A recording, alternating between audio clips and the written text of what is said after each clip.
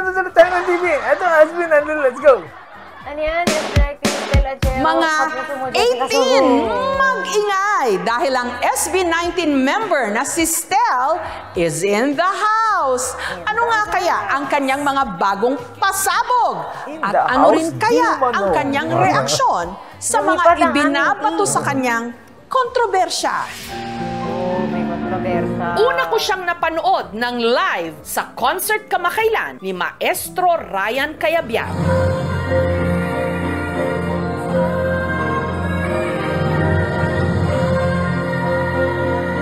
At kasama ako sa mga humanga sa pambihira niyang boses. Elegante, diba? May orchestra. Ay. Ginawa gusto ng mga Pilipino, mga pirit-pirit na ganyan. Nagpa-picture pa nga ako kasama niya pagkatapos ng concert. Kilala siya ng lahat bilang isa sa mga miyembro ng SB19. Ang gusto ko sa team ko ay yung may talento at boses na hindi nahihiyang iparinig sa buong mundo. Kalaunan, naging coach sa The Voice Generations. Sasamahan kita sa pangarap mo. Ngayon, meron na siya Solo niya. solo debut.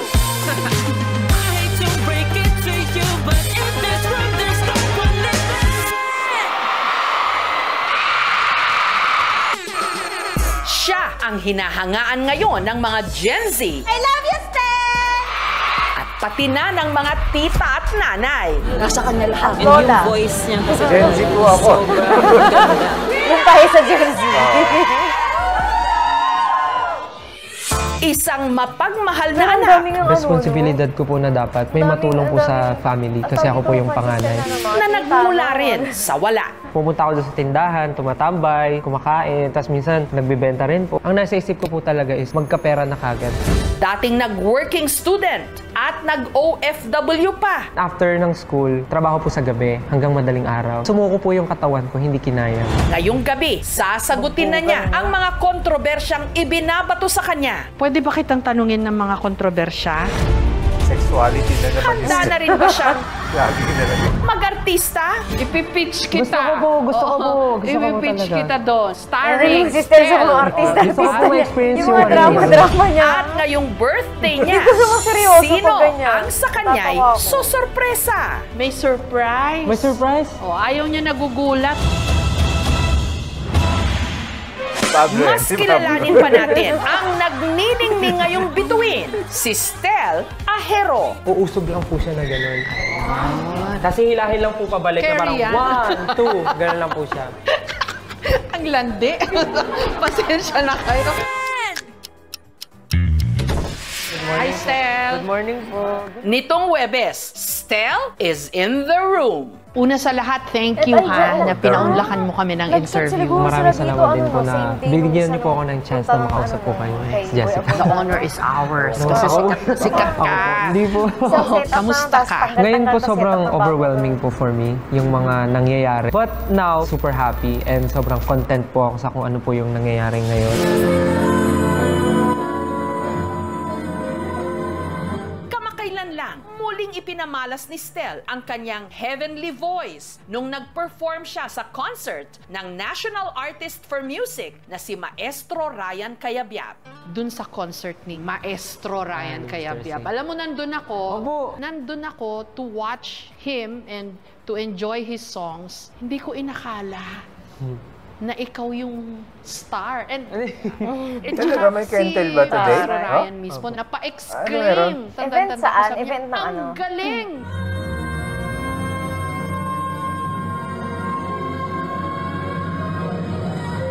Wow, napawawa ko. Ang hindi nila alam, ang hirap bago umabot doon sa performance na yun. Siguro mga 5 beses kami paulit-ulit ng ensayo ni Sterling.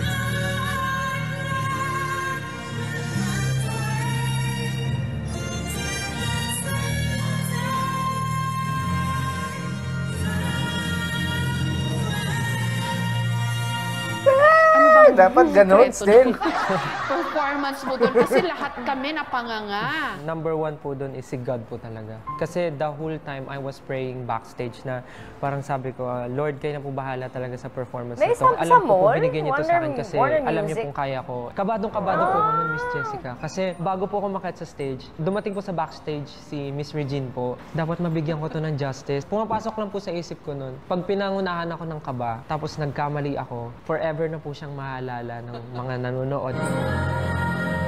Ang ano pa naman, ang judger pa naman ang Pinoy pagdating sa kantahan, no? Oo nga.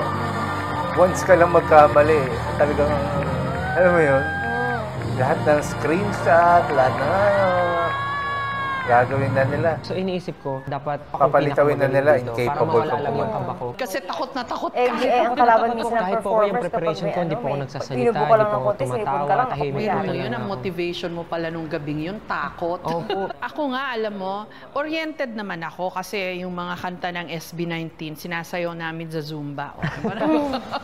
Kaya lang, hindi pa ako masyadong oriented dun sa solo performances Okay po. mo. So nung gabing yun, sabi ko, sino ba tong batang to?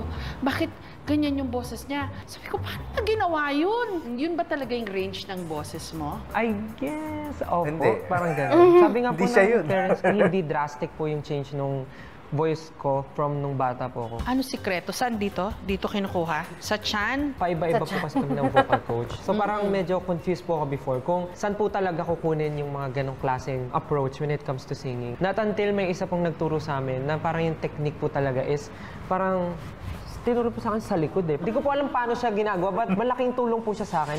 Lumaki si Stel sa Las Piñas, panganay ng kanyang tatay June at nanay Maylin. In your own words, Stel, kwento mo naman, sino si Stel at saan ka nang galing? Si Stel po kasi nung bata, ang nasa isip lang niya gusto niya maging dentista talaga. Every time na may umaalog po ng ngipin, naharap po ako sa salamin, naalugin ko. Antayin ko po siya dumugo. Tapos pagka sobrang lala na ng alog niya, tinatanggal ko po siya. Doon ko po naisip na, parang gusto ko nga maging dentista. Mga bata Yung mo nanay ko ko kung naman may po, siya isip, yung no? nagpo-push sa akin na, sayaw ka dyan, nak. Tapos ako, hindi ko po alam yung idea ng performing. Pero dahil bata, susunod lang sa parents kasi pag hindi, may kurot ka sa nanay mo. Kailan mo na-realize na, uy, ang sarap palang kumanta at sumayaw? Sa school po kasi namin nung high school, merong dance crew. Dahil nung high school, uso po yung mga incentives pag sumali ka ng mga school activities, extracurricular. Sabi ko, parang okay to para makatakas din minsan sa mga quizzes. Kasi po, di ba, pag part ka ng mga ganon, excuse ka sa class. To be honest po, Miss Jessica, hindi ako marunong sumayaw. As in, parehas pong kaliwa yung pa ako. Hard to believe, Ang galing-galing mo sumayaw eh. Training po talaga, Miss Jessica. So may pag-asa pa pala ho tayo.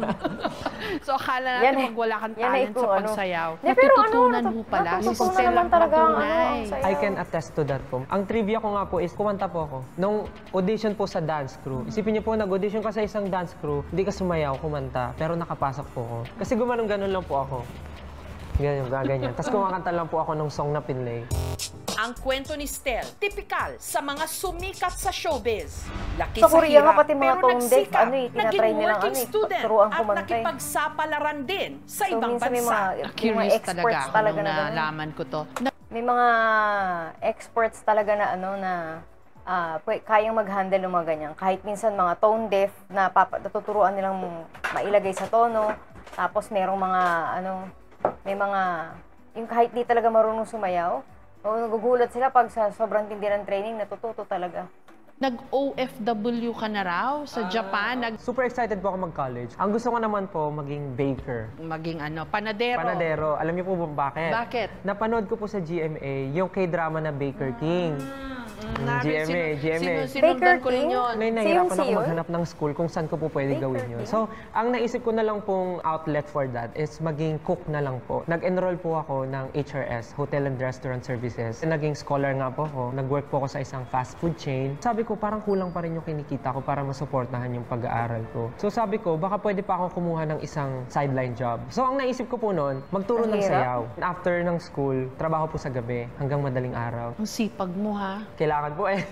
Tapos ayun po, sumuko po yung katawan ko, hindi kinaya. Bibigay 1 ka week talaga po dyan. akong parang pabalik-balik po sa ospital nun. Sobrang over-fatigue po. Sabi po nung doktor, parang muntik na daw po magkatubig sa baga. Pneumonia. Buti na agapan. Lahat ng pinaghirapan ko po na trabaho, turo, napunta rin po sa hospital bills. Masyado kong inabuso yung katawan ko. So yung tita ko po sa Japan, kinuha niya po ako ngayon doon para doon po ako magpagaling. Ayun. Opo. Pero For 6 months. pinag-alaga ka rin ng bata. Opo, ako po nag-alaga ng mga anak niya, pinsan ko po, para si tita naman yung mag-work. Pagkatapos mo doon, bumalik ka dito. Bumalik, doon na po nagkaroon ng opportunity to audition for SB19.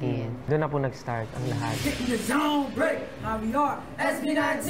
Parang subok ka na talaga ng buhay at ng panahon. Pero grabe, nung timo pag Likas ba sa'yo ginaabuso mo na yung katawan mo kahit masipag? kumita ka. Siguro po, Miss Jessica. Wala din po Kasi ako po puntahan. yung panganay sa amin, magkakapatid, sa family. Siguro po, na-feel ko lang na responsibilidad ko po na dapat may matulong po sa family. O pero binigyan mo raw ng bigasan yung Opo. nanay at tatay mo. So yung parents ko, lagi na sinasabi sana magkaroon ulit ng business. Hanggang sa pumasok nga po yung idea na magkaroon ng bigasan. Totoo ba na Everyday. kung minsan daw tumatambay ka doon, ikaw mismo nagbibenta? Opo, nung mga time po na hindi pa busy yung SB19 noon, talagang pag umuwi po ako Las Piñas, pupunta ako doon sa tindahan, tumatambay, kumakain. Wala, Tapos hindi niya na minsan, magagawa yun nagbibenta rin po. Ganun. ng bigas. Opo.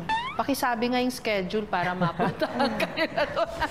Ang passion ni Stel sa pagtatanghal, mas lalo raw nag-alab nung nag-debut bilang isa sa mga miyembro ng SB19 taong 2018.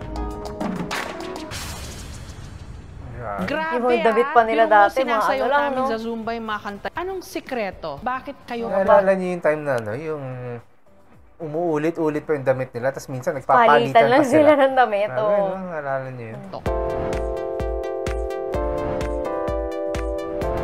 Kami rin po, Miss Jessica, minsan tinatanong kami anong sikreto, bakit namin naaabot yung mga dreams namin. Pero bumabalik lang kami sa isang bagay na feeling namin bakit. Sobrang nakaka-relate yung tao sa amin. When we make music, especially Pablo, when he writes music, talagang ginagamit niya yung experiences namin. Kung ano yung napagdadaanan ng normal na tao, kung ano yung pain, ano yung happiness. Music is something na kahit iba yung language ng kanta, basta sobrang clear ng message and yung emotion, mararamdaman mo.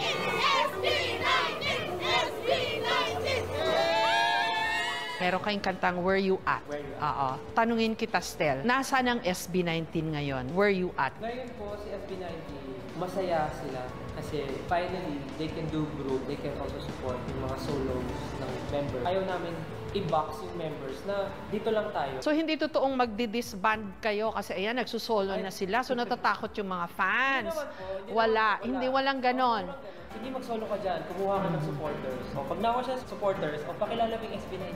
Ayun. So, +1 sa lahat. Wise strategy yun. Lumalaki yung Oo, base kaya nga, mo ng eh, followers, kaya- diba? Ikaw yung pinakahuli Hindi wise, na hindi wise magsusolo. yung idea Bakit? na Before po, kasi maghihiwa-hiwalay nakikita sila eh, yung sarili kasi ko na nagpo-perform mag-isa sa stage. iba yung Dumating appeal sa ng point grupo nung pa rin before sila nung eh. training kami na nag-quit silang lahat tapos ako yung natira. Nagtitraining po ako mag-isa, pumupunta ako ng office mag-isa. Natakot lang ako sa feeling na mag-isa talaga mag-perform. Hanggang bumalik naman sila. Bumalik sila, kaya sobrang happy ako. Pagtungtong natin sa stage, tayo yung pinakamaganda.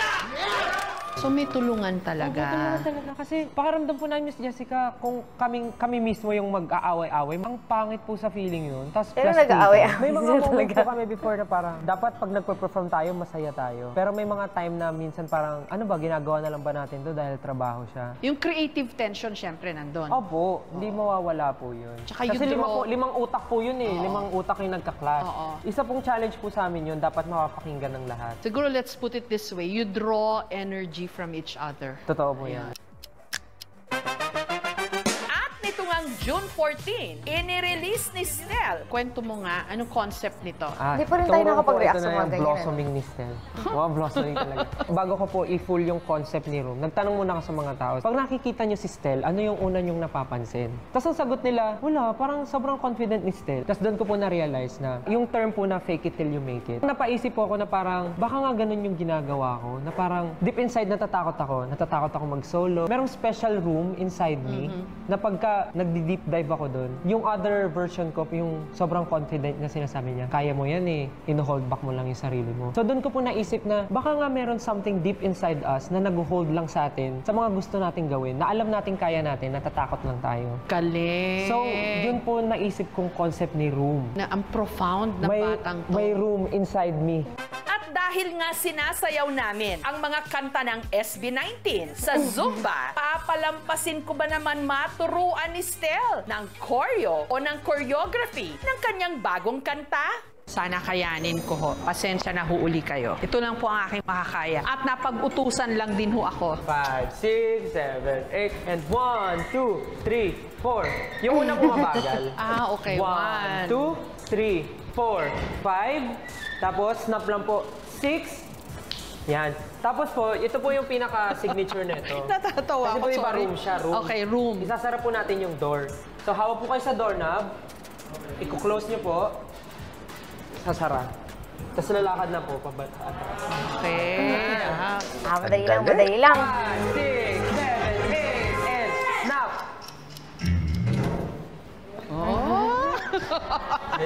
Isa pa pa. Tama ba swag ko? Di ba tawag mo? Pagkaganon nyo po, Jessica, pagkaganon nyo, ganon po kayo.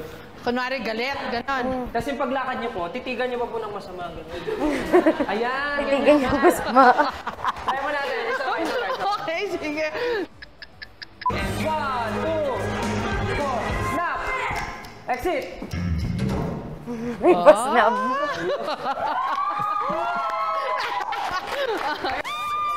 Tuntua. Stel, balita ko yung fans daw ng SB19, ha? Medyo ano sila, fierce. Opo. Alam ko na po yung 18. Sila yung first line of defense ng SB19. But for us, hindi rin namin tinotolerate yung ganong klaseng ginagawa nila. Kasi sabi ko nga, kung nagagalit kayo, dapat i-educate nyo ng tama, kausapin nyo ng tama, hindi yung gaganti kayo nung same way ng ginagawa nila. Marami pa yung Pwede ganyan. ba kitang tanungin ng mga kontrobersya? Sige po. Totoo ba na nasapian ka? Ay, kwento lang rin po yan ng nanay ko. Saka ng mga teacher ko nung elementary. Bigla na lang daw po ako nagwala sa classroom. Pero naging inside joke siya kasi yung next class namin, subject is math. Sabi, baka daw sinadya ko. Ang kwento talaga, kahit yung sa clinic ng school, natakot daw talaga sila. Sabi daw sa akin ng nurse, anong nararamdaman mo? Okay ka na ba? Tapos ang binulong ko daw sa kanya, sagot ka, galit siya sa'yo, dinala mo ako dito. Gusto mo raw umacting sa isang horror Opo, film. gusto Tama ko ba? po, gusto ko po. Uy, tama-tama. May movie ang KMJS, Gabi talaga ng po? Lagim. KMJS, Gabi ng Lagim, the movie. Ang galing, segue. Na-segue. Ipipitch Naipasok. kita. Gusto ko po. Gusto ko po Ipipitch talaga. kita doon. Gusto ko lang po yung feeling na tumatakbo, tapos may humahabol mga Okay, ganyan. sige. Isa pa sa madalas inuurirat sa kanya, ang kanyang naging glow-up transformation. Pasensya ka na, Stel, ha? po. Pinaayos daw yung ilong mo. Well, this time, sa panahon po ngayon, wala naman po na kasing masama when it comes to enhancing yourself. Hashtag self-love. Kung dun ka magiging masaya, dun ka magiging confident, ano naman. Tsaka ang mahalaga, kung may budget ka, paggawa mo na. Pero ito masasabi ko, ang ganda ho ng pilik mata niya. Ay, Tsaka ayan po ganda yung ng natural. mata niya. Ayan po yung natural. Ayan po yung Oo. natural. Si Stel, may nalalapit na concert kasama si Julian San Jose. Marami daw kayong proyekto. Alam ko nga nagpapa-audition kayo ng Opo. girl group opo. naman. Growing na nga po si SB19 and si 1Z. So parang I think this is the right time for Kailan us kaya to nila ilalabas hone sila, new no? artist na po dito. Thank you. Kasi ibig Kasi sabihin, parang half a year na sila, pinaglalaban ano. nyo ang Filipino talent. Kung audition yung time, Game ka ba? kailan yun? June ba yun? Ano nakalagay? Stel Ajeros, real name. Nung bata ako medyo nahihiya ako sabihin. Pero ngayon sobrang proud na kasi ang unique pala talaga. Kasi yung real name ko po, Stelvester Quitales Ajero. Pinangalan ka kay Sylvester Opo, Stallone yung daw. nanay ko po Kay fan. Rambo. May poster kami sa bahay ni Rambo. Next. Sylvester's Ajeros. Love Life. Napanood ko yan instead yun. Hindi ako nagtanong yan, ha? Wala po eh. Ako po kasi, as a partner, ayoko nung maghahati ako ng sobrang dami tapos hindi ko na siya mapapansin. Kaya ganun. Sino ba hinahanap mo? Anong qualities? Wala naman po eh, basta mahal lang po ako. Okay. Stell, Ajeros, Pep. Meron pa akong dalawang cats. Si Naya, tsaka si Peachy po.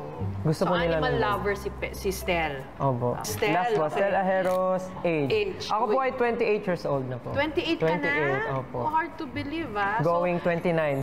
At dahil ngayong June 16, ang 29th birthday ni Stel, para sa kanya, meron kaming inihanda. Surprise! May surprise? Oh, ayaw niya nagugulat, kaso may surprise. Ayoko pong nagugulat, pero may Oo. surprise.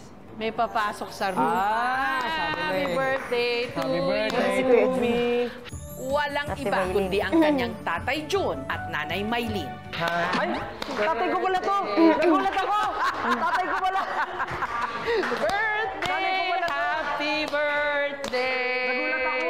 Sila pala! Happy birthday to you! Sa cake po ko nakatingin eh. Tapos Oo, pagtingin ko, hindi. tatay ko pala yung may Hindi hawak. nila nakita na tatay niya pala may hawak ng cake. Ay, hello po, Ma'am Jessica. Na-star-struck po ako. Alam niya na po kanino nagpala. Ayun, nag-wish ka pa? Opo. Anong birthday wish mo, Stel? Ang wish ko, growth lang po for everyone. 29 ka na. Feel mo ba 29 ka na? Hindi po eh, parang feel ko nga po sa mga problema, parang 50 na ako. Sa mga problema ang dumadating po, parang hindi siya nakaka-29 eh. Parang nakaka-50 po yung problema eh. Sunod-sunod po eh, nirat-rat eh. Oo, basta carry mo yan. Actually po, si Stel po, bata pa po, talagang ganyan na po yung body build niya, di ba? Maputi, cute. Eh, alam niyo naman po mga teacher, pag nakita yung bata medyo bibo, ganyan. Uy, may sali mo yung sa anak mo. Group dance daw, ganyan. 2 days lang po tinuro ng choreographer sa kanya. Kuha na po niya agad. Yung wish ko sa kanya, yung maging healthy lang lagi siya. Successful na to eh. Hindi ka sure. Wala na akong masabi. Siyempre proud na proud. Opo, sobra. 29th birthday message, Mama. Alam ko po yung gusto sabihin ni Mama. Ano na? Sige na. Sige na. Nak, mag-transfer ka na sa akin. Magbabayad na tayo ng bill. Hindi ko. Hindi, ano yung sabihin po siya? Gusto ko lang pong sabihin sa kanya na good job, anak. Di man namin nabigay sa'yo ng papa mo yung talagang gusto mo before. Kasi kahit po hindi naman naging SB19 si Stel, kahit po maging simpleng tao lang siya, basta mabuting tao lang po, we'll be always be proud. Tuloy mo lang na. Tuloy mo lang. Yung mabuting galing ganyan. Salamat po. Stel. Thank you po, Miss Jessica. Ang advice ni Stel sa mga gaya niyang big dreamers to get in the zone. Ginto raw dapat. Sa mga pangarap naman, hindi agad siya makukuha. Maraming challenges yan. And yung sa mga challenges na yun, talagang i-drag ka nun pababa para lang sumuko ka sa dreams mo. Pero kung sobrang alam mo yung gusto mo, sobrang mahal mo yung ginagawa mo, hindi ka po matitinag talaga eh. Kung sa tingin mo, ikaw na yung nakikita mo dun sa pangarap na yun. Ikaw na yun. Ikaw na lang hinihintay na kumita. Kailangan kaya din ng ano, kailangan kaya ng katawan mo, kailangan ng utak mo, kailangan may makuha ka rin suporta. Yung lalo na yung mga sa mga ganito. Hindi biro. Minsan kahit magaling sila, di ba? May mga artists magagaling naman. Pero talagang, wala talaga eh. It's not for Kaya them.